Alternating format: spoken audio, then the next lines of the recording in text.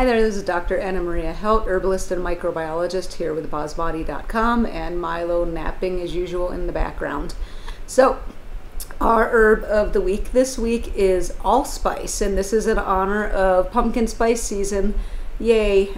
You might love pumpkin spice season, you might hate it, but it actually does have some useful spices in it, and you can geek out more about that in an upcoming article I'm doing for BosBody.com. But for now, let's talk about Allspice, one of the lesser known members of the ubiquitous pumpkin spice blend. So you might remember Allspice in that ancient red and white tin in your mother's spice cabinet. I know we had some McCormick's Allspice. I think that dated from the 60s while I was growing up, and so it didn't really smell like too much.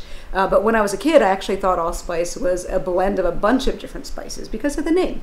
And you know, I wasn't that far from the mark, because it was named Allspice because it tastes like a combination of cinnamon, cloves, and nutmeg. Although you could argue that that's just 3 spices rather than all of them, but that's being nitpicky. Anyway, so Allspice, great in savory dishes, but great in sweet dishes, I should say, and desserts, but it's also really good on savory dishes and in things like butternut squash soup and on potatoes, and sweet potatoes and things like that. So what exactly is Allspice? Well, it is the berry of an evergreen tree that grows in Central America, down in up into southern Mexico, also found in many places in the Caribbean, and so native to there. And it's actually the dried fruit of the plant that's used as a spice, and the botanical name Pimenta dioica, the pimenta part, derives from the fact that the little fruits look kind of like peppercorns, even though they actually are not peppercorns.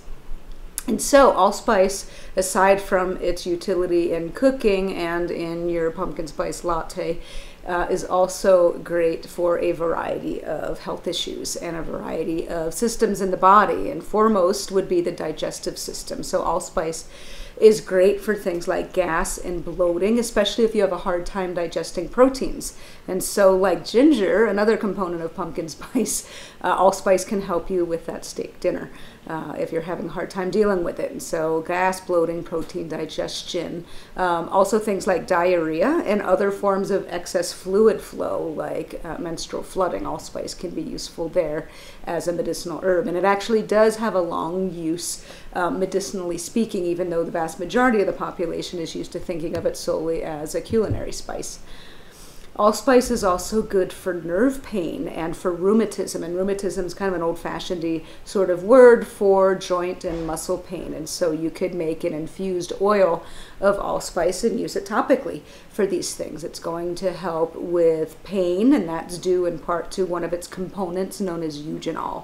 That is an essential oil component. Eugenol, also found in cinnamon, let's see, bay, clove is really high in eugenol. Basil is high in eugenol, especially some forms of holy basil. Anyway, that's a pain reliever.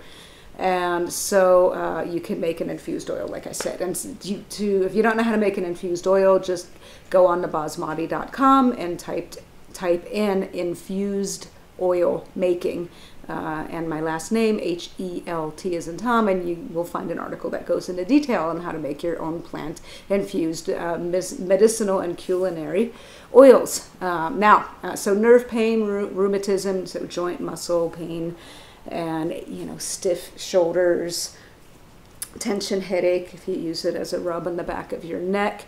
Also, Allspice is active against a wide range of pathogenic microbes, and so bacteria, fungal, and viral pathogens, and so you could maybe use it as part of a blend as a preventative measure against things like food poisoning or when you're actually sick, or use it in a blend topically for infection.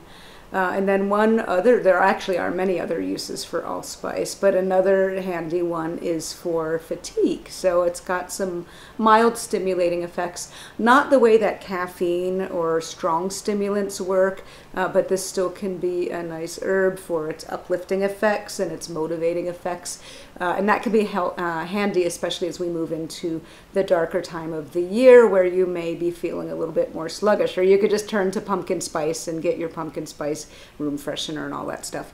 But there is a healthier way to maybe approach pumpkin spice season. Like I said, like it or hate it. And allspice, introducing it into your life, to your cooking, to its medicinal uses, can be one way to embrace this time of the year. And so, like I said, there will be an upcoming article on basmati.com delving into the various spices in pumpkin spice and their medicinal uses. And so keep your eyes open for that over the next couple of weeks. And until next time, be well.